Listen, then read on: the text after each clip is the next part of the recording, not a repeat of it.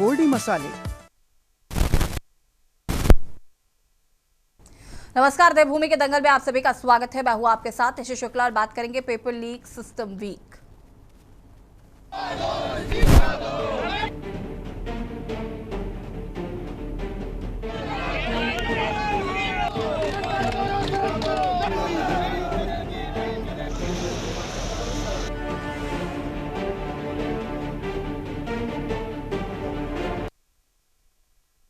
दिल्ली के जंतर मंतर पर बैठे लंबे समय से छात्रों की मांगों के साथ हुए लाठीचार्ज का विरोध देश के तमाम राज्यों में देखने को मिल रहा है। छात्र अपने हक यानी कि परीक्षा में पारदर्शिता, साथ ही पेपर लीक जैसे महत्वपूर्ण मुद्दे पर सरकार से जवाब मांग रहे हैं और यही वजह है कि तमाम विपक्षी दल भी इन छात्रों की सपोर्ट के लिए सड़कों पर उतरे हैं। हालांकि दिल्ली में हुई छात्रों के साथ अनदेखी का मामला अभी शांत भी नहीं हुआ कि देवभूमि उत्तराखंड में एक और पेपर लीक हो गया। जी हाँ, मामला है उत्तराखंड तकनीकी विश्वविद्यालय की परीक्षा में देहरादून के शिवालिक कॉलेज ऑफ इंजीनियरिंग में परीक्षा से पहले प्रश्न पत्र लीक होने का आरोपों ने पूरे शिक्षा तंत्र पर फिर सवाल खड़े कर दिए हैं। जांच में सामने आए कि machine learning for internet of things विषय का प्रश्न पत्र परीक्षा से पहले छात्रों तक व्हाट्सएप और ऑनलाइन पोर्टल के जरिए पहुंचा दिया गया। इतना ही नहीं, इलेक्ट्रोमैग्नेटिक फील्ड थ्योरी विषय की गोपनीयता पर भी गंभीर आशंका जताई गई है। इस मामले में थाना प्रेमनगर में मुकदमे दर्ज किए गए हैं, लेकिन एक बार प्रदेश की शिक्षा प्रणाली पर प्रश्न चिन्ह जरूर खड़ा हो गया है, जिसके चलते एक बार फिर विपक्ष सरकार से सवाल पूछ रहा है और छात्र अभी भी अपने भविष्य के लिए हैरत में हैं। चर्चा इसी मुद्दे पर करेंगे, उससे पहले रिपोर्ट। देश भर में नीट पेपर लीक का मामला सुर्खियों में है। इसी बीच उत्तराखंड की राजधानी देहरादून में UTU यानी उत्तराखंड तकनीकी विश्वविद्यालय में परीक्षा से पहले पेपर लीक का मामला सामने आया है। जांच के बाद विश्वविद्यालय ने 2 विषयों की परीक्षा रद्द कर दी। दावा है कि उत्तराखंड नकल विरोधी कानून बनाने वाला देश का पहला राज्य है। इसके बावजूद पेपर लीक की घटनाएं सवाल खड़े कर रही है कि आरोपियों के मन में बिल्कुल भी भय नहीं है। यही वजह है कि एक के बाद एक पेपर लीक होने से देश के बच्चों के भविष्य से खिलवाड़ किया जा रहा है। अब प्रदेश के तकनीकी विश्वविद्यालय में पेपर लीक की घटनाओं ने सबको चौंका दिया है। उत्तराखंड तकनीकी विश्वविद्यालय ने दोनों विषयों की परीक्षाएं तत्काल प्रभाव से रद्द कर दी हैं। साथ ही आरोपी सहायक प्रोफेसर डॉक्टर आशीष कुमार गुप्ता को अगले 7 सालों तक विश्वविद्यालय की किसी भी परीक्षा संबंधी कार्य से प्रतिबंधित कर दिया गया है। अब इन दोनों विषयों की दोबारा परीक्षा अगस्त के तीसरे सप्ताह में आयोजित की जाएगी। ये परीक्षा प्रदेश के कई इंजीनियरिंग संस्थानों में होगी और नई डेट शीट जल्द विश्वविद्यालय की वेबसाइट पर जारी की जाएगी। फिलहाल इस पूरे मामले ने परीक्षा व्यवस्था की पारदर्शिता और सुरक्षा पर गंभीर सवाल खड़े कर दिए हैं, जिस पर राजनीति भी जमकर होती दिखाई दे रही है। देश आज़ादी के बाद जितने देश के ऐसे ज्वलंत मुद्दे थे जो जनता से जुड़े हुए थे, यहाँ के नौजवानों से जुड़े हों, गरीबी उन्मूलन से जुड़े हों, ऐतिहासिक निर्णय लेने हों, अनसुलझे अनेक मुद्दों को प्रधानमंत्री आदरणीय नरेंद्र मोदी जी ने ही जो है उनको सुलझाया है और उनके सख्त प्रावधान किए हैं।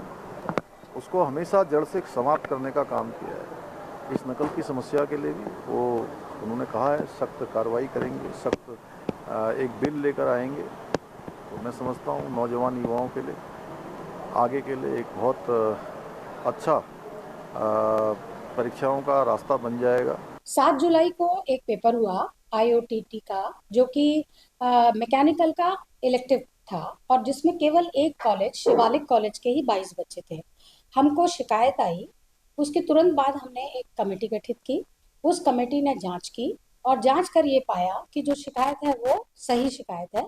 तो हमने तुरंत उस पर एक्शन लिया और उस पेपर को निरस्त करा।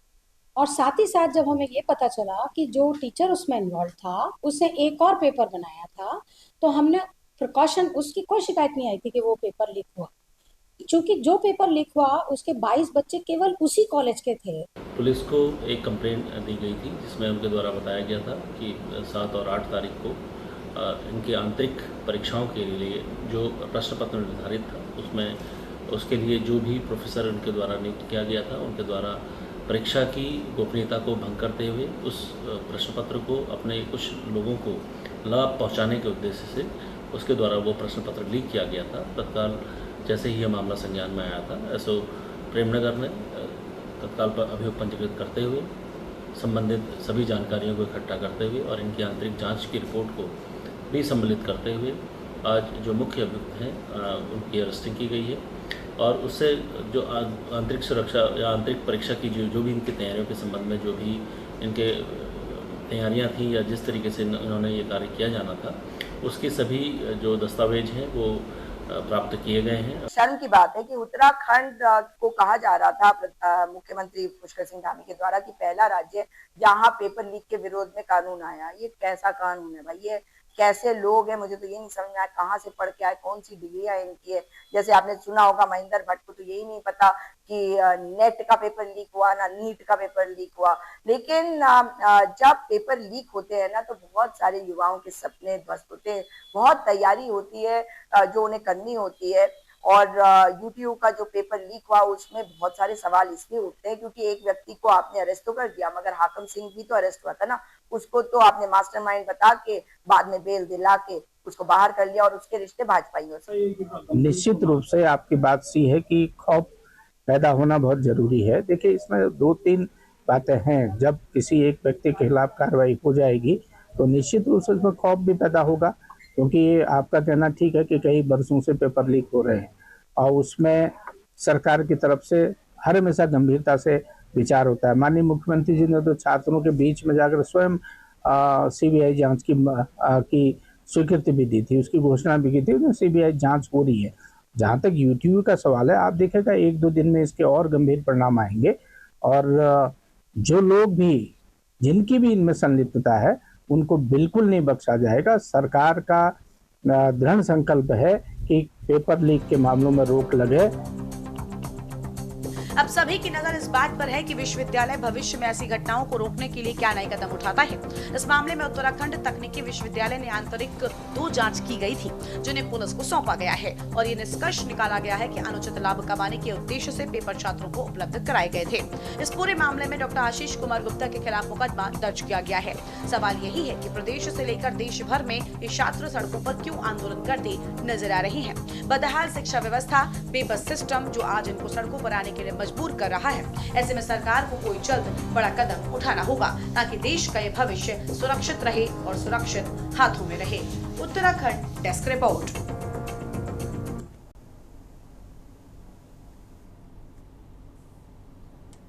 और चर्चा ऐसे मुद्दे पर करेंगे जहां पर एक और दिल्ली के जंतर मंतर में छात्र नीट पेपर लीक को लेकर लगातार आंदोलन कर रहे हैं, प्रदर्शन कर रहे हैं। वहीं दूसरी तरफ उत्तराखंड में जहां एक और दावा किया जाता है कि सख्त नकल विरोधी कानून बनाया गया है, उसके बावजूद भी यहां पर यूट्यूब में जिस तरीके से पेपर लीक हुआ है वो कई सवाल खड़े करता है। चर्चा इसी मुद्दे पर करेंगे। कमलेश रमन जी प्रदेश प्रवक्ता बीजेपी हमारे साथ जुड़े हुए हैं, आशीष सैनी जी प्रदेश प्रवक्ता कांग्रेस, डॉक्टर पंकज पैन्योली जी केंद्रीय प्रवक्ता यूकेडी हमारे साथ जुड़े हुए हैं और दीपक मलिक जी अभिभावक संघ प्रतिनिधि हमारे साथ जुड़ चुके हैं। सबसे पहले तो आप सभी का बहुत बहुत स्वागत है। शुरुआत करते हैं कमलेश रमन जी से। कमलेश जी, दावा किया जाता है कि उत्तराखंड देश का पहला राज्य है जहां पर सबसे सख्त नकल विरोधी कानून बनाया गया है, तो फिर देहरादून में ये यूट्यूब में प्रोफेसरों के मन में इस कानून का रत्ती भर खौफ नजर क्यों नहीं आया? सख्त कानून का डर क्यों नहीं नजर आ रहा है लोगों में? बिल्कुल यशी जी, आपने ठीक कहा है कि सख्त नकल कानून बनाया है और उसके चलते ही जो लोग पकड़े जा रहे हैं उनको जेल की सलाखों के पीछे भी भेजा जा रहा है। लेकिन उन लोगों की छोटी मानसिकता को आप क्या कहेंगे जो अपने निजी स्वार्थ के लिए अपने बच्चों का भविष्य खराब करते हैं? ऐसे प्रोफेसरों को आप क्या कहेंगे जो अपने जो है कॉलेज के बच्चों को ये पेपर दे करके कुछ धन कमाने की लालसा रखते हैं? देखिए, क्योंकि आप अच्छे तरीके से जानती है यशी जी कि हम नजर रख सकते हैं उन लोगों के ऊपर या उन कॉलेजों के ऊपर, लेकिन प्रत्येक व्यक्ति के ऊपर नजर रखना तो संभव नहीं है। और प्रोफेसर जो सबको मार्गदर्शन दिखाने का काम करता है, जो उसका रास्ता प्रशस्त करता है एक छात्र का, अगर वही इस तरीके की हरकत करता है तो आप खुद समझ सकती हैं। और सरकार ने इसमें कड़ा कदम उठाया है, सख्ताई से उनके खिलाफ कार्रवाई करने का काम किया है और अभी इसमें जांच हो रही है। बाकी और जो भी इसमें शामिल होंगे वो भी होंगे। ये नकल विरोधी कानून बना है, आपने कहा कि इसका कुछ असर शायद दिख नहीं रहा या वो डरते नहीं है। देखिए, जो इस तरह की मानसिकता के लोग होते हैं ना यशी जी, मुझे लगता है कि वो जब कहते हैं ना कि वो लातों के भूत बातों से नहीं मानते हैं, तो जब उनके ऊपर डंडा बजता है वो तभी उनको समझ में आता है कि ये गलती हमने कर दी है। तो जाहिर सी बात है कि ये खाली एक उत्तराखंड की ही समस्या नहीं बनी है, ये बाकी और राज्यों की भी समस्या है। पंजाब में आप देख लीजिए फार्मेसी का किस तरीके से पेपर लीक हुआ, 13-13 लाख में बिका है। तो ये खाली एक ऐसी समस्या नहीं है, ये एक ऐसी समस्या है जिसको जड़ से इसका समाधान करना आवश्यक है। और केंद्र की सरकार हो या राज्य की सरकार हो, वो पूरी तरीके से ये कोशिश कर रही है कि जो लगातार ऐसे नासूर की तरह बैठे हुए हमारी शिक्षा के ऊपर कीड़े लगा रहे हैं, जो उसको हमारे युवाओं के भविष्य को खराब करने की कोशिश कर रहे हैं, ऐसे लोगों को सजा मिलनी चाहिए, दोबारा ऐसे लोग खड़े ना हो। लेकिन आप तो जानते ही हैं कि कहीं ना कहीं से कोई इस तरह के व्यक्ति निकल जाते हैं जिन पर बहुत ज्यादा भरोसा है, तो वही भरोसा तोड़ने का काम करते हैं।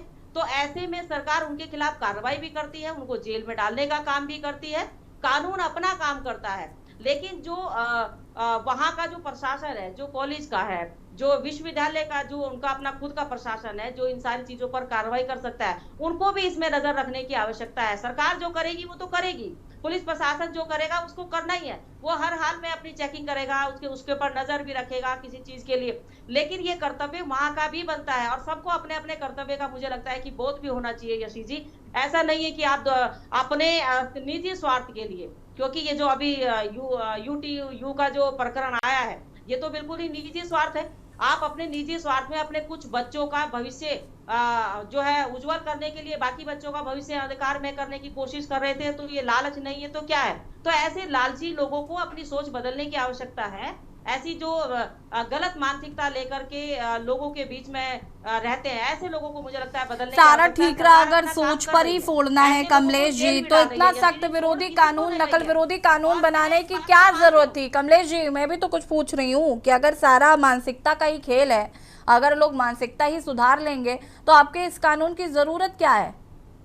हाँ बिल्कुल यशी जी, बिल्कुल आपने ठीक कहा, मानसिकता लोगों की सुधर नहीं सकती है, ये तो खुद की सोच में होना चाहिए। तो कानून फिर इतना सख्त होना चाहिए ना कि लोगों में डर हो, लोगों को पता है कि अगर हमको जेल हो भी जाएगी तो हम उसके बाद बाहर आ जाएंगे।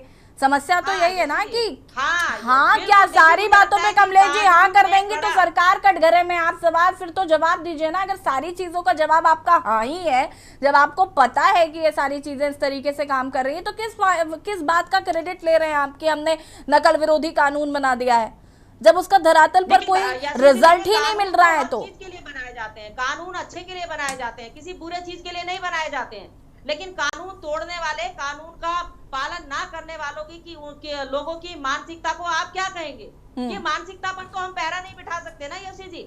हम व्यक्ति पर तो पहरा बिठा सकते हैं, हम संस्थान पर पहरा बिठा सकते हैं, हम वहां चेकिंग कर सकते हैं, लेकिन उस व्यक्ति की मानसिकता पर पहरा कैसे बिठाएंगे आप, जिसकी सोच अंदर से काली हो? उसकी सोच को आप कैसे बाहर ला पाएंगे? कैसे पता लगेगा कि वो क्या सोच रहा है, उसके मन में क्या चल रहा है? तो इसके लिए तो जब वो सामने आता है तो उसको जेल में डालने का काम है। कानून अपना काम करता है, कानून अच्छे के लिए बनाए जाते हैं यशी जी। कानून इसलिए नहीं बनाए जाते कि कानून का कोई दुरुपयोग करे या कानून की आड़ में कोई गलत काम करे। कानून इसलिए बनाए जाते हैं कि गलत काम करने वाले उस कानून से डरने का जो है अपना एक अच्छा उदाहरण देने का काम करे। तो यहाँ पर उत्तराखंड में जो नकल विरोधी कानून बना है, उसी के कारण ऐसे लोग जो गलत मानसिकता वाले हैं, जिनका काम जो है गलत कृत्य करने का है, वही जेल की सलाखों के पीछे जाते हैं। और एक निजी स्वार्थ की उसकी मनोदशा को आप कैसे पढ़ पाएंगे यशी जी? उसको कोई नहीं पढ़ पाएगा, वो तो जब सामने आएगा तभी उसको सजा दी जाएगी। हाँ, हम अपने संस्थान पर नजर रख सकते हैं, हम जहां पर ये हमारे पेपर बनते हैं वहां नजर रख सकते हैं, उन सारी चीजों को हम देख सकते हैं। तो यशी जी, इसलिए कानून अपना काम करता है, सरकार अपना काम कर रही है। नकल हुई है इस बात को हम मानते हैं, गलत है, जो चीज गलत है इसको हम एक्सेप्ट करते हैं। सरकार ने कभी नहीं कहा कि हम इसका समर्थन करते हैं, सरकार ने हमेशा ऐसे लोगों का विरोध किया और ऐसे लोगों को जेल में डालने का काम किया यशी जी।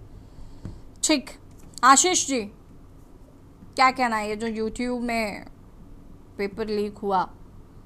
देखिए, आज तो जब बहस शुरू हुई तो मुझे लगा कि आज भारतीय जनता पार्टी की प्रवक्ता से आज बिल्कुल दो हाथ करने पड़ेंगे, लेकिन इन्होंने वही बात कही जो मैं कहना चाह रहा था। बिल्कुल मैं आज इनकी बात से 100% सहमत हूँ।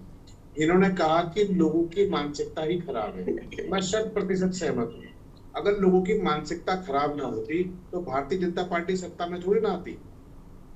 तो ये तो इन्होंने बिल्कुल सही कहा। दूसरा, इन्होंने कहा लोगों की मानसिकता खराब है। जो भारतीय जनता पार्टी में लोग हैं और विशेष रूप से राष्ट्रीय स्वयंसेवक संघ के लोग, जो अनेक परीक्षा एजेंसियों में, यूनिवर्सिटीज में और तमाम जगहों पर, हमारे सरकारी संस्थानों में, और भारतीय जनता पार्टी ने जिस तरीके से आरएसएस के लोगों को में सरकारी कर्मचारियों को जाने को अलाउ किया है, तो ये जो आरएसएस के लोग हैं सुबह शाखा में जाते हैं, दिन में दफ्तर में बैठकर लूट खसोट करते हैं और शाम को फिर आरएसएस की मंडली में शामिल हो जाते हैं। तो यानी मूल रूप में कमलेश जी ने बिल्कुल सही मुद्दा उठाया।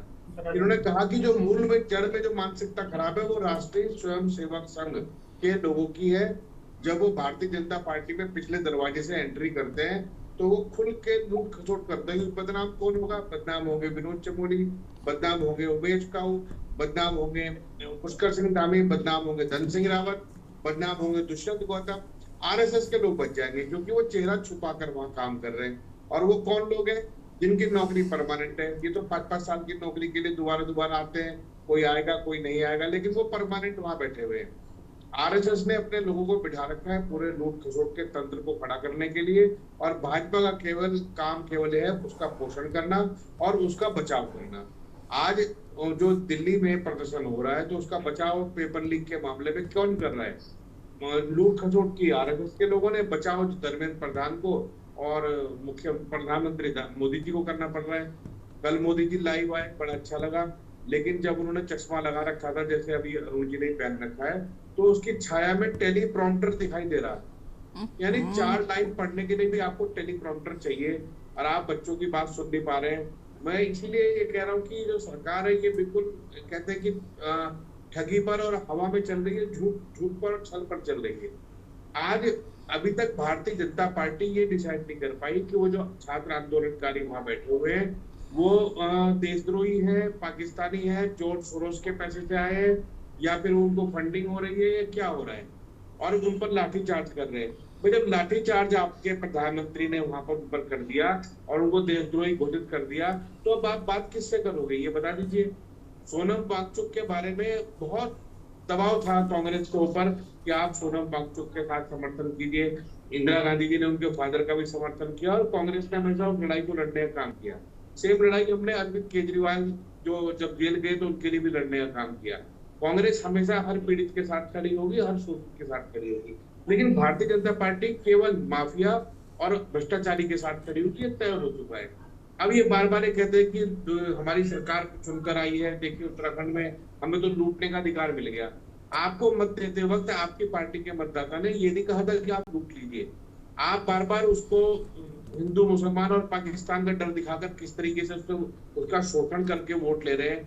आपने अपने मतदाताओं को महंगा सिलेंडर दिया, आपने अपने मतदाताओं की नौकरियां और कारोबार के अवसर छीन लिए, आपने अपने मतदाताओं की सुरक्षा भी नहीं कर पाए। पहलगाम में आपने 24 लोग जो आतंकवादियों के शिकार हुए, आज तक भी जब हम ये बात कर रहे हैं तो ये मालूम ही नहीं है कि वो आतंकवादी कहाँ पर है। इसी से पता चलता है कि भारतीय जनता पार्टी के लोगों के शामिल होने के कारण खराब हो चुकी है। वापस आएंगे मनोज जी, पंकज पानवनी जी का रुख कर लेते हैं। मैं कमलेश जी का पूरा समर्थन करता हूँ। ठीक है, पंकज जी हमारे साथ जुड़े हुए हैं। पंकज जी, जिस तरीके से शिक्षण संस्थानों को लेकर या जो ये यूट्यूब का मामला निकलकर सामने आया है, लगातार देवभूमि की शिक्षा प्रणाली कलंकित हो रही है। कई सवाल इसको लेकर खड़े हो रहे हैं। एक सख्त नकल विरोधी कानून होने के बावजूद भी प्रदेश का ये हाल है कि जहां देश में अभी भी दिल्ली में लोग जंतर मंतर पर प्रदर्शन कर रहे हैं पेपर लीक को लेकर ही, और यहाँ एक और पेपर लीक हो जाता है। क्या कहना है इस पर? देखिए यशी, आज जब मैं कमलेश रमन जी की बात को सुन रहा था तो उन्होंने सही बोला और साफ तौर पे उन्होंने सरेंडर कर दिया कि हमारा जो सो कॉल्ड नकल विरोधी कानून है वो किसी काम का नहीं है, क्योंकि उसका डर नहीं है।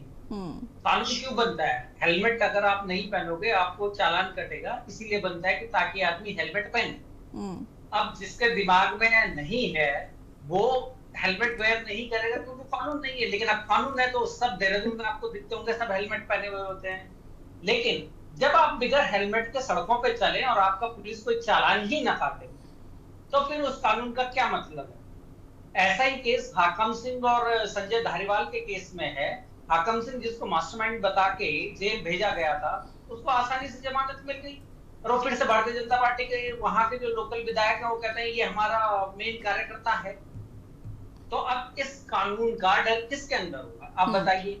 क्योंकि जितने लोग जेल गए वो सब आज बाहर हैं। अगर हाकम सिंह से एक एग्जाम्पल सेट कर दिया जाता, हाकम सिंह को सही से सजा मिल चुकी होती, हाकम सिंह और संजय धारीवाल के खिलाफ कार्रवाई हो चुकी होती तो इस नकल विरोधी कानून का कुछ खौफ होता।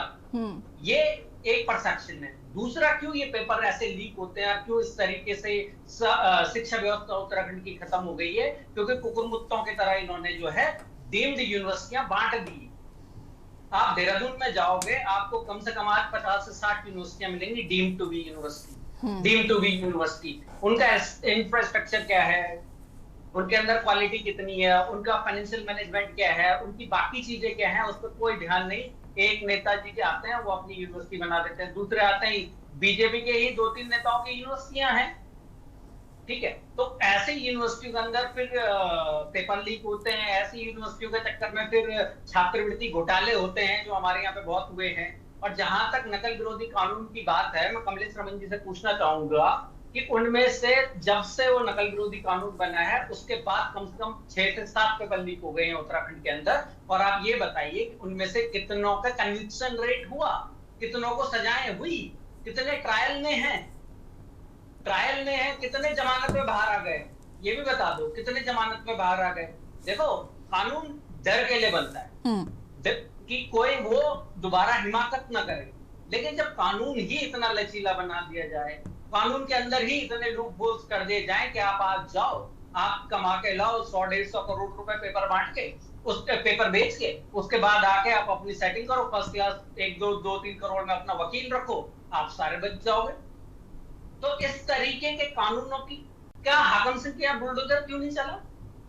हाकम सिंह को क्यों नहीं बाकी कार्रवाइयां हुई उसके ऊपर? वो आज सरेआम बाहर घूम रहा है ठेंगा दिखाते हुए तुम्हारे सो कॉल्ड कंट्री का पहला सशक्त भयंकर नकल विरोधी कानून। वो चिढ़ा रहा है आज उन छात्रों को जो उनकी मेहनत और जिनकी समय बर्बाद हुआ, उन पेरेंट्सों का जिनका पैसा बर्बाद हुआ। ये कानून अगर बना है तो कानून सही से बने और सही तरीके से इसका इंप्लीमेंट हो। अगर ये इंप्लीमेंट सही से नहीं होता है तो इस कानून का कोई मतलब नहीं है। और ये जो पीठ थपथपाती है भाजपा सरकार हर बार के हमने फलाना कानून बना दिया, फलाना कानून बना दिया, ये खाली उनकी पीआर स्टंट है। पीआर के स्टंट आप कुछ भी करवा लो। आज देश का एग्जांपल ले लो, प्रधानमंत्री जी कल आए, उन्होंने छात्रों को एड्रेस करा। प्रधानमंत्री जी अगर पहले आ जाते और धर्मेंद्र प्रधान का इस्तीफा ले लेते तो आज छात्र सड़कों पे नहीं होता। दूसरे मंत्री की हिम्मत नहीं होती कि उसके शासनकाल में ऐसा हो जाए, उसके मंत्रालय में ऐसी चीजें हो जाएं। लेकिन जब आप बोलोगे नहीं हम इस्तीफा नहीं देंगे, हमारी कुछ नहीं, तो तब ये अविश्वास आता है। और इसीलिए जो भी आएगा बोलेगा इस्तीफा तो होगा नहीं, देख लो जो करना कर लो। एनटीए के अंदर जिन लोगों को अरेस्ट करा गया है, जो 20-21 लोग हैं, उनके ऊपर अभी तक क्या कार्रवाई हुई? आज कम से कम 3-4 महीने हो गए, मार्च की बात है।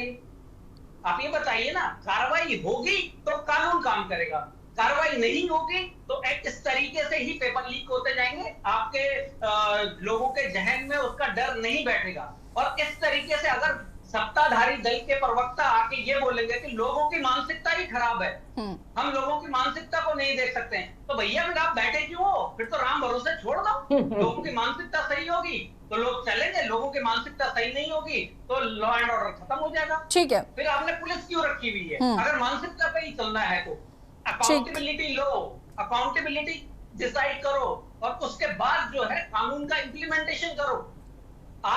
5-7 पेपर लीक हुए, एक का कन्विक्शन जिसको सजा हो गई हो उसका नाम कमलेश रमन जी बता दे, मैं उनकी बात मान जाऊंगा कि लोगों की मानसिकता खराब है। नहीं तो भाजपा की मानसिकता खराब है। देखिए, अकाउंटेबिलिटी लेनी नहीं है, बड़े बड़े बोल बच्चन करने और जो बोलना है वो बोलो, जनता तो बेवकूफ है। अब प्रधानमंत्री जी टीवी पे नहीं है, वो इंस्टा के फ्रेम में आ गए। आज जेनजी से कनेक्ट करने के लिए उन्हें इंस्टा पे आना पड़ा, नहीं तो उनका बड़ा एक वो होता है, दोनों तरफ झंडे लगे होते हैं, सामने कैमरा होता है, टेलीप्रॉम्प्टर होता है। लेकिन जब जेनजीज ने बताया कि किस तरीके से प्रोटेस्ट करा जाता है और किस तरीके से मीम्स वायरल करे जाते हैं और किस तरीके से सरकार को झुकाया जाता है, तो आज देश का प्रधानमंत्री इंस्टा के फ्रेम में उसके फ्रेम में आके और क्लोजअप के साथ उन्होंने बात कही। और बात क्या कही? बच्चे तो कह रहे धर्मेंद्र प्रधान का इस्तीफा लो, उस पर कोई बात नहीं।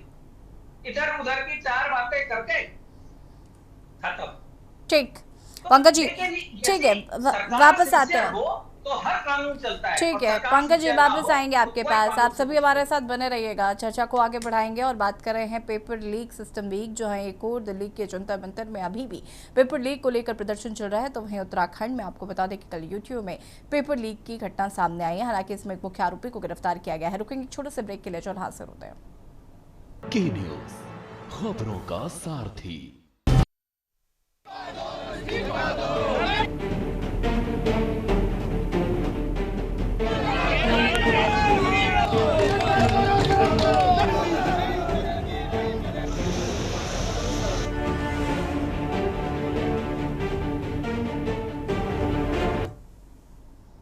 ब्रेक के बाद एक बार फिर से आप सभी का स्वागत है और बात कर रहे हैं पेपर लीक सिस्टम वीक। चर्चा ऐसे मुद्दे पर कर रहे हैं जहां एक और उत्तराखंड में कहीं ना कहीं सरकार ये दावा करती है कि हम देश का सबसे सख्त नकल विरोधी कानून लेकर आए हैं।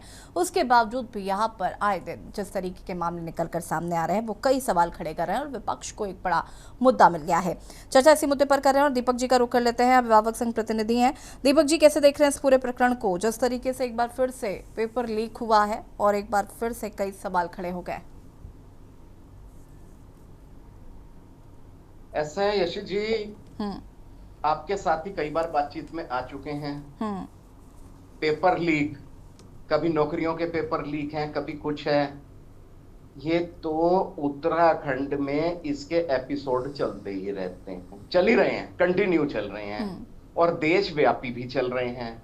अब तो गिनती करनी भी भारी हो गई। अभी विपक्ष के नेता हैं, आज उनका मैं देख रहा था, राहुल जी ने बोला 156 पेपर लीक हुए।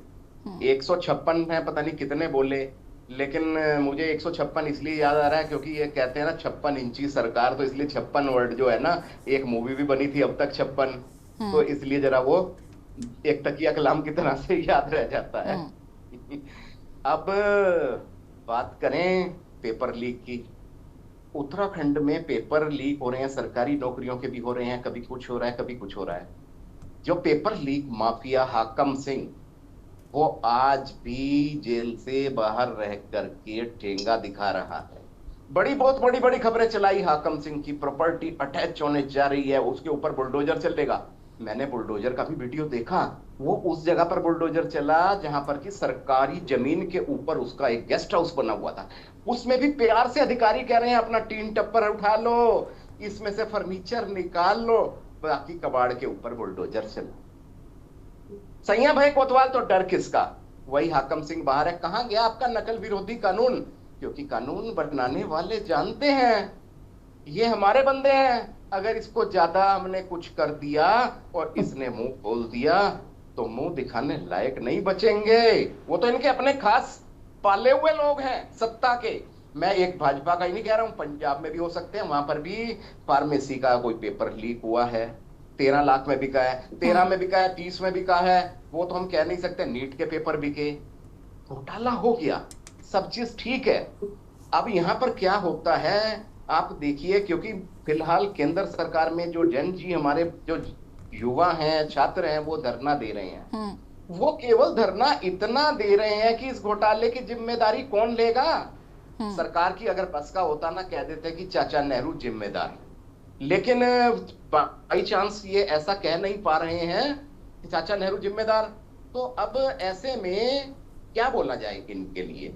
ऐसे में तो बोलना ही बहुत भारी हो गया है। कहीं पर कोई ज्यादा बोलता है उसके ऊपर ईडी लगा दी जाती है, सीबीआई। न्यूज़पेपर, न्यूज चैनल्स को भी बहुत संभल करके काम करना पड़ रहा है। लोकतंत्र तो इन्होंने जड़ में मट्ठा डाल दिया है।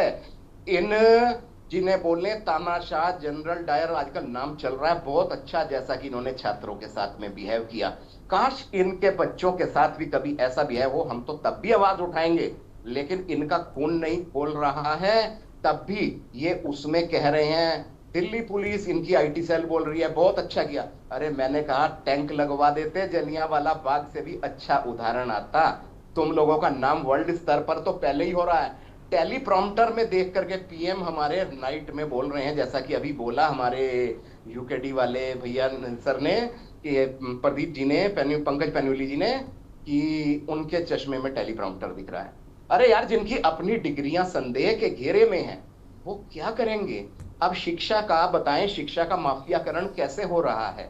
अगर हम बताएं शिक्षा के माफियाकरण के लिए आपको सीधा बताएं, शिक्षा का टोटल इनका जो ये मोदी जी की सेकंड गवर्नमेंट से ही शुरू हो गया था, फर्स्ट में भी किए गए हैं प्रयास, ये टोटल आरएसएस ने कैप्चर कर लिया इनका शिक्षा मंत्रालय कि ये हमें दो, इस पे जो मिलेगा वो हमारा, जो हम करेंगे तुम्हें तुम्हारा चलता रहेगा, चिंता मत करो। इन्होंने एनटीए बनाया। एनटीए क्या है? ये कोई गवर्नमेंट की बॉडी है? ये एक प्राइवेट संस्था है जिसमें कि जो आरएसएस के चुनिंदा, मैं नाम नहीं लूंगा, उन संघ के पदाधिकारियों ने इसमें चुनिंदा पदाधिकारियों को भर्ती कराया हुआ है। वो जो भर्ती कराए गए हैं वो लोग ही इसके पदाधिकारी हैं, उनको ही आगे एनटीए के एग्जाम कराते हैं, उन पर कोई जिम्मेदारी नहीं। शिक्षा मंत्रालय है, उसके नीचे एनटीए काम करता है, शिक्षा मंत्री जी की कोई जिम्मेदारी नहीं। जिम्मेदारी हाँ, जो स्टूडेंट्स हैं, ये पाकिस्तान के लिंक मिल रहे हैं, ये बांग्लादेश के मिल रहे हैं, ये उसके, अरे तुम लोगों के तो एप्स्टीन के साथ में लिंक मिल रहे हैं, उसके दरबारों में डांस किए तुम्हारे के मंत्रियों के लिंक मिल रहे हैं, तुम्हारे चहेते उद्योगपतियों के मिल रहे हैं। शर्म नहीं नाम की चीज नहीं है, हर चीज को डिनाई करते हैं। इससे आगे मैं बढ़ता हूं, एनटीए तो एक संस्था हो गई, दूसरी संस्था बना रखी है कॉलेज और यूनिवर्सिटियों को रेटिंग देने की, NAAC, National Assessment Accreditation Council. उसमें ये ही संघ के पदाधिकारी पुराने रिटायर आईएएस, पीसीएस और प्रोफेसरों को भर्ती करते हैं कॉलेजों की रेटिंग देने के लिए। कहीं A++, A+, B++ रेटिंग देते हैं, और वो कॉलेज जिनको A+ की रेटिंग दे रहे हैं ना, अरे वो यूनिवर्सिटी के लायक हैं, उसमें प्रोफेसर भी पूरे नहीं मिलते, सेटअप भी पूरे नहीं मिलते, फीस का कोई कंट्रोल नहीं है, उनको रेटिंग देकर जाते हैं। रेटिंग कैसे दी जाती है उसके लिए अगर हम बोलने लगे तो सरकार को तो कोई शर्म ही नहीं है। अभी सुप्रीम कोर्ट ने पीछे नैक संस्था, national assessment and accreditation council के ऊपर सवाल उठाए हैं अप्रैल महीने में, नैक की पारदर्शिता पर। सीबीआई ने उसके अगेंस्ट एफआईआर लॉन्च की है, मुकदमा दर्ज किया है नैक के ऊपर कि इनकी जो एक्रीडिटेशन देते हैं, रेटिंग देते हैं, उसकी व्यवस्था बिल्कुल भी पारदर्शी नहीं है। लेकिन सीबीआई क्या करेगी? पारदर्शी नहीं है, नहीं है। कौन कर रहा है? इसके सबके पीछे इनका संघ का नेटवर्क लगा हुआ है। यहां तक हालात बिगड़ चुके हैं, जो प्राइवेट यूनिवर्सिटियां बनाई जाती हैं जिनका एक कॉलेज के लायक भी दर्जा नहीं है, उनको यूनिवर्सिटी का दर्जा दे रहे हैं। दीपक जी फटाफट अपनी बात को कंप्लीट करेगा जी, फिर उसके बाद अरुण जी का रुख करता है। 1 मिनट का मुझे समय दीजिए, 2 मिनट का, ज्यादा नहीं, मैं अभी बता रहा हूं। और वो दर्जे कैसे दे रहे हैं इनको पता है। एक संस्था बना रखी है इन्होंने, NIRF, नेशनल रेटिंग देने की संस्था है, जो फ्रेमवर्क यूनिवर्सिटीज का है, उसको पूरे इंडिया की 100 यूनिवर्सिटियां का दर्जा देते हैं। इसे 56 मिला, हमें 56 फिर याद आ जाता है क्योंकि 56 इंची वर्ड बड़ा पॉपुलर किया हुआ है इन लोगों ने। उसमें रेटिंग का क्या है, यहाँ की देहरादून की यूनिवर्सिटियां, इनको किसी को 22 रेटिंग मिल रही है, किसी को 56 मिल रही है, प्रोफेसर भी पूरे नहीं है उनके पास, उनको वो संस्था दर्जा दे रही है। ये सब के सब इनके बीज आज के नहीं है, इनकी ट्रायल का प्रदेश था मध्य प्रदेश। 2013 में वहां पर घोटाला आया जानकारी में, व्यापम घोटाला 2013 में जानकारी में आया। उसमें बहुत भारी लोग कन्विक्शन में आए, लेकिन उसमें क्या हुआ, उसके 50 के लगभग संदिग्ध हालत में मौत को प्राप्त हो चुके हैं। ये जैसे अभी कमलेश जी से पहले भी मेरी बात हुई थी, इनकी जानकारी में नहीं होगा, इनको खैर पता भी नहीं होगा, इन्हें तो जो पार्टी ने बोला वो बोल देंगे, कोई बात नहीं, इनकी भी अपनी है। अब जैसे इटालियन माफिया होते थे, यूएस के माफिया होते थे, एक का मर्डर किया, उसके मर्डरर का भी मर्डर हो गया, उसके आगे उसके मर्डरर का भी हो गया। ये हाल मध्य प्रदेश में हुआ है। अभी हाल ही में मार्च में सुप्रीम कोर्ट ने फिर से मध्य प्रदेश सरकार और सीबीआई को लताड़ लगाई है। दीपक जी, इसका जवाब कमलेश जी से लेंगे। हाँ, दीपक जी अरुण जी का रुख करते हैं, फिर आते हैं, वापस आते हैं आपके पास, रुकिएगा। ठीक है अरुण जी, देश का सबसे बड़ा नकल विरोधी कानून बनाने के बावजूद भी उत्तराखंड में अक्सर पेपर लीक हो जाते हैं, और ये कैसे पॉसिबल है कि व्हाट्सएप ऑनलाइन पोर्टल में पेपर लीक हो रहा है? लूप होल कहाँ है, कैसे देख रहे हैं इसको? और यशी देखिए, जब सिस्टम में खराबी आ जाती है तो बहुत सारी चीजें इस तरह की होती हैं। आपको ये मानना पड़ेगा कि जिस तरह उत्तराखंड में लगातार इस तरह की खबरें आती हैं, तो इसका मतलब सिस्टम फुल प्रूफ नहीं है। हम दावा भले ही कर लें, लेकिन जब चीजें सामने आती है तो पता लग जाता है कि उन दावों की हकीकत क्या है। और जिस तरह नेचुरल है कि जो यूनिवर्सिटीज के पेपर होते हैं वो यूनिवर्सिटीज के ही प्रोफेसर सेट करते हैं। मैं खुद यूनिवर्सिटी में कॉपी चेक करता हूं एक सब्जेक्ट की, जर्नलिज्म की, और मेरे पास कॉपियां आती हैं। तो अगर मैं ही वो लिंक बैठाने लग जाऊं कि किस किस की मेरे पास आई है, उसके हिसाब किताब बनाने लग जाऊं, तो निश्चित तौर पर मेरे से ही गलती होगी। और इसी तरह की गलती मुझे लगता है वो शिवालिक कॉलेज के प्रोफेसर से हुई कि जिसने गुड फेथ में वो अपने कुछ लोगों को बांट दिया पेपर, क्योंकि पेपर सेटर वही थे, वो बांटा और वो पेपर फिर लीक हो गया और वो मेल के जरिए शासन तक भी पहुंच गया, जिसके बाद ये जांच हुई, उनकी अरेस्टिंग हुई, वो सारी चीजें हुई। लेकिन ये कहीं ना कहीं सिस्टम में कमी है। अगर पेपर बनाना है, किसी से बनवाया जाए, तो क्यों नहीं यूनिवर्सिटी के कॉन्फिडेंशियल रूम में बैठ के सेट करवाया जाए और उसको वहीं तक रहने दिया जाए। घर से पेपर बनेगा या घर में कॉपियां चेक होंगी तो ये दिक्कतें होंगी। इसीलिए जो उत्तराखंड बोर्ड है या यूपी बोर्ड है, वो एग्जामिनेशन सेंटर की जो कॉपीज होती है वो एक सेंटर में या तो जोन के हिसाब से चेक करते हैं। वो बाहर कॉपियां चेक नहीं करते या घर नहीं देते ले जाने के लिए कि आप कॉपी चेक करिए घर ले जाकर। तो ये सिस्टम में कमी है और इस सिस्टम को जब तक दुरुस्त नहीं किया जाएगा ये कमियां हमारे सामने आती रहेंगी। हम लाख दावे करें कि हमारा कानून इस तरह का है कि उसमें फांसी तक हो सकती है, ये भी दावा कर ले, तो कोई फांसी थोड़ी हो गई है। जैसे इस सारे लोग बता रहे हैं जमानत पे बाहर है, जो आरोपी है वो जमानत पे बाहर है। मैं आरोपी इसलिए कहूंगा कि आरोप सिद्ध नहीं हुआ, तो अपराधी नहीं कहूंगा। तो ये सारी चीजें हैं। तो इस सिस्टम को निश्चित तौर पर देखिए, ये केवल छात्रों के भविष्य का सवाल नहीं है। मैं अरुण जी ये समझना चाहती हूँ कि क्या केवल असिस्टेंट प्रोफेसर को बलि का बकरा बनाकर छोड़ा जा रहा है? क्या कुलपति और परीक्षा नियंत्रक की अपनी कोई जिम्मेदारी नहीं है? उतनी ही जिम्मेदारी है ऐसी जितनी उसकी है। हाँ, तो सिर्फ बलि का बकरा बनाकर नहीं छोड़ा जा रहा। आशीष जी की गिरफ्तारी हो गई, उन्होंने इतिश्री कर ली। नहीं, निश्चित तौर पर जांच के दायरे में ये सब लोग आएंगे, क्योंकि जांच जब होगी तो वो चीजें सब सामने आएंगी और आएंगी। ऐसा नहीं हो सकता कि वो उनसे वो बच जाए। और देखिए ये पूरा का पूरा छात्रों के भविष्य का सवाल है। मैं ये कह रहा हूँ देश के भविष्य का सवाल है। तो इससे अगर खिलवाड़ करेंगे तो हम देश से खिलवाड़ कर रहे हैं। जैसे मोदी धामी जी ने बोला था कि बद्रीनाथ मंदिर का चंदा खाना गौ मांस के खाने के समान है। तो मैं आज भी ये कह रहा हूँ कि अगर छात्रों के भविष्य से खिलवाड़ कर रहे हैं तो वो देश के भविष्य से खिलवाड़ है। जी ऐसी बिल्कुल। कमलेश रमन जी हमारे साथ यहाँ पर जुड़े हुए हैं। कमलेश जी, जिस तरीके से अभी ये स्पष्ट हो रहा है कि आपने आशीष गुप्ता की गिरफ्तारी हो गई, इसके बाद जो वीसी हैं उनका क्या, जो परीक्षा नियंत्रकी हैं उनका क्या? हमेशा हर मामले में ऐसा ही क्यों होता है कि जो छोटे बेचारे लोग होते हैं उनको गिरफ्तार कर लिया जाता है, बाकी जो एक बड़ा नेक्सस चला रहे हैं उन तक कोई पकड़ ही नहीं है हमारी? और सवाल ये है कि इतना सख्त नकल विरोधी कानून होने के बावजूद भी लोगों में डर क्यों नहीं है? मानसिकता का तो सवाल ही नहीं उठता। और अगर मानसिकता इतनी अच्छी होती तो आपके कानून की जरूरत ही नहीं पड़ती। अभ्यसी जी, दोनों चीजें अलग अलग हैं। आपने कहा प्रोफेसर ही क्यों, छोटे लोग ही क्यों? प्रोफेसर छोटा व्यक्ति थोड़ी है, वो बेचारा थोड़ा ही है, वो तो पापी है एक किस्म से। उसने जो है गलत हाँ, तो दो पापी और है। मैं वही तो कह रही हूँ। एक चलिए ठीक, वो पापी है, दो पापी और है, उन पर क्यों नहीं कोई कार्रवाई हो रही है? वो दो बाकी के दो पापी कहाँ हैं?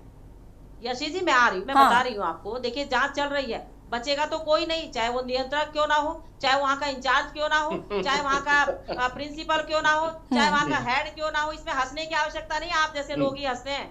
जो खाली चारों तरफ से कहीं छीन भी आ जाए तो आरएसएस के लोग, आरएसएस के लोग, मतलब पेट में दर्द हो रहा है तब आरएसएस के लोगों ने करा दिया, पेपर लीक हो रहा था, भारत के लोगों ने करा दिया। आप लोगों को इतनी पीड़ा है भारतीय जनता पार्टी से, आप इतने पीड़ित हो भाई। सरकार में पहली बार बात हुए ये लोग, सरकार में पहली बार बात हुए हैं, इतने परेशान है भारतीय जनता पार्टी से कि उनके किए गए कामों को ये सराह ही नहीं सकते हैं। आप मुझे बताएं, पंजाब में भी आप इतना बड़ा हल्ला मचा रहे हैं क्या, जहाँ पे फार्मेसी का पेपर लीक हुआ, लेकिन आपको तो भारतीय जनता पार्टी की नहीं तो एक सेकेंड दीपक जी एक सेकेंड रुकेगा हो जाते हैं, उसको नहीं करेंगे। कमलेश जी आशीष सैनी जी और दीपक मलिक जी प्लीज कमलेश जी को अपना वक्तव्य रख लेने दीजिए। Deepak ji this is not the right way, please. ये चीज है आपके लोगों के पास। नहीं दीपक जी उनको तो वैसे ही जवाब नहीं देना है, अगर आप बीच में इंटरप्ट करेंगे वो बिल्कुल जवाब नहीं देंगे। दीपक जी प्लीज आज तक फीस एक्ट नहीं म्यूट करिए। लूटने का अभ्यारण्य दीपक जी को उत्तराखंड में फीस एक्ट नहीं है, प्राइवेट स्कूल यूनिवर्सिटियां एक अभ्यारण्य दीपक जी को दरअसल बहुत जल्दी है, उत्तराखंड में आप लोग, जबकि सबसे बड़े खराब सिस्टम के व्यक्ति तो यही हैं जो कह रहे हैं दूसरों पर आरोप लगा। कमलेश रमन जी दीपक जी कौन है आपको पता है? देखिए दीपक जी जो भी हो, दीपक अभिभावक संघ के प्रतिनिधि हैं, देंगे और प्रूफ नहीं रखेंगे और कानून पर। कमलेश जी मेरी बात सुनिए, इसका मतलब ये नहीं है ना कि आप टीवी चैनल पर बैठ कमलेश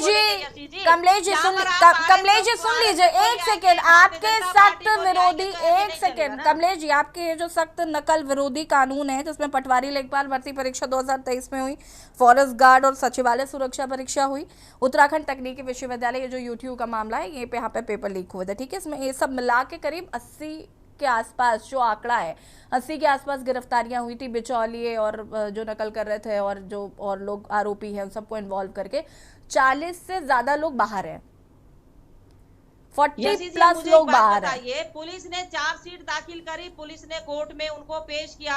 अब ये कोर्ट का काम है ना, अब कानून को भी हम हाथ में लेके चलेंगे क्या यशीष जी?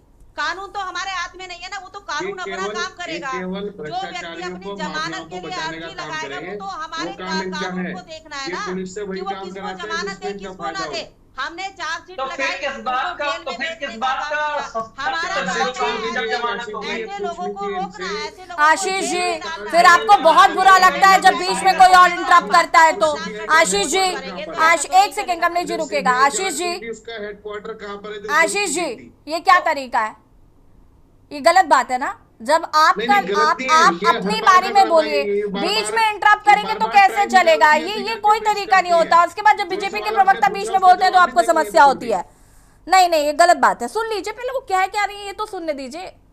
खुद ही बोलते रहेंगे तो किसी को कुछ नहीं समझ आएगा। 1 मिनट का समय दे सकते हैं? हाँ जी दीपक जी 1 मिनट रुकिएगा। 1 मिनट का समय जी, क्योंकि मैं शिक्षा से जुड़ा रहता हूँ। दीपक जी 1 सेकंड रुकिएगा, उनको अपना वक्तव्य रखा। मैं आती हूँ आपके पास ही आती हूँ। कमलेश जी फटाफट अपनी बात को रखिए जरा। यशी जी आपने कहा कि वो 40 लोग जमानत पर बाहर हैं। पुलिस का काम है चार्जशीट दाखिल करना, कोर्ट में उन्हें पेश करना। अब ये तो कानून का काम है, वो उन्हें कब जमानत देते हैं? किसी को 6 महीने में, किसी को साल भर में, किसी को 2 साल में। आप ऐसा तो नहीं है कि कानून को ये कहेंगे कि जी आप इसको उम्र कैद कर दो केवल बिना उसके। तो जो मुकदमे चलते हैं, मुकदमों का जो भी रिजल्ट आता है उसके बाद तय किया जाता है। इसका मतलब ये नहीं है ना कि डिबेट में बैठकर केवल यही कह दो कि जी सरकार ने छोड़ दिया। हमने थोड़े छोड़े हैं वो नहीं जो छूट गए हैं वो वापस क्या कर रहे हैं? गलत लोगों को जेल में डालने का, उनको कोर्ट तक पहुंचाने का। अब कोर्ट का काम है कि वो उनको क्या सजा देते हैं। सोनम वांगचुक को भी एनएसए में बंद कर दिया और एनएसए वापस ले लिया। वो भी आपकी सरकार ऐसे ही सामाजिक कार्यकर्ताओं का बच्चों के भविष्य की बात करते हैं ना, एक दिन भी कोर्ट में जाके खड़े नहीं होते। ये बात करते हैं बच्चों के भविष्य। दीपक जी 1 मिनट है आपके पास। दीपक जी 1 मिनट है आपके पास। इसके बाद आशीष जी मैं आपके पास आती हूँ। ठीक है कमलेश जी रुकेगा। दीपक जी 1 मिनट है आपके पास, फटाफट अपना वक्तव्य रखिएगा। उसके बाद मनोज जी आपके आशीष जी। ऐसा होता है जो ये प्राइवेट स्कूल कॉलेज यूनिवर्सिटी है ना, इनका जो प्रोफेसर है वो तो बेचारा बड़ा दयनीय होता है। जो उसको मैनेजमेंट से आदेश मिलता है ना वो वही करता है। लेकिन यहाँ पर कॉलेज का तो कोई नाम ही नहीं ले रहा। शिवालिक कॉलेज का नाम है। अभी 2 महीना पहले भाजपा के राष्ट्रीय अध्यक्ष नवीन जी शिवालिक कॉलेज में पधारे थे। शिवालिक कॉलेज आज वो एक शिवालिक यूनिवर्सिटी बन चुका है। शायद कमलेश जी की भी जानकारी में नहीं होगा, ये वही शिवालिक कॉलेज है। आप भी गए अच्छा ठीक है, मैं होंगे आपको चैलेंज और करती वहीं हूँ, पर ये एक सब फोटो हो रहा है। दिखाइए नवीन जी प्राइवेट की। यूनिवर्सिटियों मैं में तो आपको इससे चैलेंज भी बुरा हाल करती है। हूँ दीपक मलिक जी, एक आप एक संडे फोटो में दिखाइए नितिन एक्स्ट्रा नवीन क्लास जी के की, नाम जो पर आप झूठ टोटल बोलते हैं पेपर ना बता दिए बैठकर जाते हैं। यहाँ 2 महीने में स्टूडेंट्स को, यूनिवर्सिटी का प्राइवेट दर्जा मिलता है क्या? उत्तराखंड की, देहरादून की, यदि इनमें इनसे पूछिए क्या ये 2 तो महीने उत्तराखंड में टेक्निकल या 1 यूनिवर्सिटी महीने है, में यहाँ का मामला यूनिवर्सिटी का सामने दर्जा भी आ मिलता है गया। क्या? बस केवल प्राइवेट झूठ जी बोलना है कमलेश जी हमारे बीच में इंटरप्ट मत करिए, पूछ रहे हैं। किसी का भी कोई कंट्रोल नहीं है। मैं प्राइवेट कुछ पूछना यूनिवर्सिटियों में चाहती हूँ यही चल मलिक रहा है जी सभी में। ठीक दीपक जी, आप ठीक मुझे है, एक बात बताइए, ठीक है दीपक जी, हो गया आपका 1 मिनट। आशीष जी, फोटो मलिक जी से कहिए कि नवीन जी की दिखाए वो ठीक है, नवीन जी के साथ फोटो दिखा दीजिएगा। आशीष जी, आशीष जी अपना वक्तव्य रख सकते हैं। दीपक जी प्लीज, आपका समय खत्म हो चुका है। दीपक जी ये देखिए दिखा रहे हैं कुछ। नवीन जी वहाँ पर पधारे हैं, आप पढ़िए, आपके बस का नहीं है। पढ़कर देखिए, बुद्धिजीवी सम्मेलन वहाँ कराया गया था, नितिन नवीन जी आए थे। अब आपको ये आशीष जी दिखा रहे हैं, मुझे बताइए, आशीष जी दिखा रहे हैं। आशीष जी अब क्या केवल दीपक जी दिखाएंगे तभी देखेंगे कि आशीष जी दिखा रहे? तस्वीर देख लीजिए। इनको कुछ नहीं पता। मैंने कहा यदि जी क्या 1 महीने में इनके बस का नहीं है, जाता है क्या?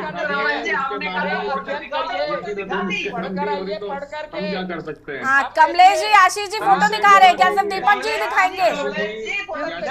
बोला जाता है झूठ के पैर नहीं होते, आपके तो पैर सर कुछ भी नहीं दीपक जी प्लीज निवेदन है आपसे, शांति रखिए थोड़ी सी प्लीज। डिबेट के लिए समय निर्धारित है, वो कैसे बर्बाद किया जाए बस। आशीष जी आप बोलिए, आप पूरा समय तो आप लोग बोले हैं, मैंने कौन सा टाइम अगर आप लोगों को दीपक जी नहीं मान रहे हैं, दीपक जी मानने को तैयार ही नहीं है। दीपक जी कृपया करके प्लीज मुझे और भी यहाँ पर पैनलिस्ट बैठे हैं, उनका भी रुख कर लेने दीजिए। आशीष सैनी जी को भी नहीं सुनेंगे, वो भी बुरा मान जाते हैं, बाद में कंप्लेन करते हैं। आशीष जी नहीं, मैं कभी बुरा नहीं मानता। मैं तो केवल इतना कहता हूँ, जिस तरह से प्रधानमंत्री सदन में आते हैं, जिसका 9 करोड़ रुपए रोज का खर्चा भी है, कल परसों इनके नेता बता रहे थे, तो प्रधानमंत्री जी वहां पर आकर केवल चुटकुले सुनाते हैं। प्रधानमंत्री जी को 15 अगस्त को संबोधित करने का मौका मिलता है लाल किले से, वहां पर भी इधर उधर की बात करके चले जाते हैं। प्रधानमंत्री जी जब किसी सार्वजनिक सभा में भाषण देते हैं या रैली में देते हैं, वहां भी इधर उधर की बात करते हैं। आज तक प्रधानमंत्री ने पत्रकार वार्ता इसलिए नहीं की कि आशीष जी या अरुण जी जैसा कोई पत्रकार उनका कॉलर पकड़कर कोई सवाल पूछ ले, वो करते ही नहीं है। इसीलिए आज वही उनके प्रवक्ता करते हैं। जो सवाल पूछा गया उसका तो जवाब है ही नहीं उनके पास। मैंने केवल एक सवाल पूछा था, जो सीबीआई जांच शुरू की गई थी नकल के मामले में, वो सीबीआई जांच का हेडक्वार्टर कहाँ पर है? क्योंकि मुझे उन सीबीआई महोदय से हाथ जोड़ के पूछना है कि महाराज आपकी जांच कहाँ तक निकली, आप अभी कमरे से बाहर आए या नहीं आए? और हाकम सिंह तो खुलेआम घूम रहा है, वो सीबीआई कहाँ है? अब मुझे लगता है कि हाकम सिंह ने सीबीआई को गिरफ्तार न कर लिया हो, मुझे डर ये है। तो इसलिए जी आपका लेवल अभी वो नहीं पहुंचा है कि आप प्रधानमंत्री जी को समझ सकें। गुरुकोबर हो चुका है, उनको समझने के लिए बहुत गहरी सोच की आवश्यकता का बचाव करना है। हम ये कह रहे हैं कि भाजपा को हम कुछ नहीं कह रहे, भाजपा जिंदाबाद रहे, प्रधानमंत्री जिंदाबाद रहे, लेकिन ये नकल माफिया जेल में रहे। ये नकल माफिया के मामले में बस वो तय जाते हैं आरएसएस के लोगों के सामने। एक मिनट सुनिए, कह रहा हूँ आरएसएस का अब आरएसएस थोड़ी कह रही है ताकि कि आप नकल करा लो, पीछे से वो पूरे लोकतंत्र को खोखला करता रहेगा। आरएसएस का आज नहीं आज नाम लिया बैठा है, कहेंगे तो छात्रों के वीडियो दिखाने की कोशिश की, कहने का कि समय नहीं है, मतलब चीफ जस्टिस के पास समय नहीं है, या निठल्ले बैठकर केवल भाजपा के लिए काम करना है। ये इसीलिए मैं बता रहा हूँ, वो भेष भले जस्टिस का रखे, लेकिन अंदर से काम वो आरएसएस का ही करेंगे। बीजेपी इस मामले में केवल सत्ता का दोहन करने का मामला है। राम मंदिर चोरी हुई, उसका कहाँ हुआ? आशीष जी दीपक जी को सुन लीजिए, वो कुछ बहुत इम्पोर्टेंट बताना चाहते हैं आपको। आशीष जी सुन लीजिए। सैनी जी आपके बस का नहीं है प्रधानमंत्री जी को समझ पाना। उन्होंने परसों बयान दिया किसी भी नकल वाले को, नीट घोटाला करने वाले को बख्शा नहीं जाएगा। आप नहीं समझ सकते, उसके लिए स्पेशल एक इंटेलेक्चुअल होना जरूरी है। आज 2024 के जो नीट घोटाले में पकड़े गए थे ना, आज वो सीबीआई ने कहा हमारे पास सबूत नहीं है, बरी हो गए। आपके और हमारे बस से बहुत ऊपर हैं, उनकी बातें समझ पाना वो कमलेश जी समझ रही होगी। आज वो बरी हो गए हैं। सीबीआई ने बोल दिया कि हमारे पास कोई सबूत नहीं है। परसों पीएम साहब ने कहा कि कोई बख्शा नहीं जाएगा, कड़ी से कड़ी सजा देंगे। आज 2024 के घोटाले वाले बरी हो गए। तो हमारा लेवल कहाँ है उनकी बातें समझ सकें? उसके लिए तो विलक्षण प्रतिभा चाहिए। ठीक है, वो केवल अरुण जी बहुत कम शब्दों में आपकी प्रतिक्रिया चाहूंगी इस पूरे ऑल ओवर मुद्दे पर। यसी मुझे लग रहा है कि अब डिबेट को मजाकिया अंदाज में ले गए हैं, व्यंग्यात्मक तरीके से बात कर रहे हैं दीपक जी। देखिए आप कहें चाहे कुछ भी, लेकिन जो सिस्टम है वो अपने तरीके से अपना काम करता है। आप कुछ भी कह लीजिए, और एक सिस्टम है कि अगर कोई पकड़ा जाएगा तो वो सीधे सीधे उसको कोर्ट के जरिए सजा होगी।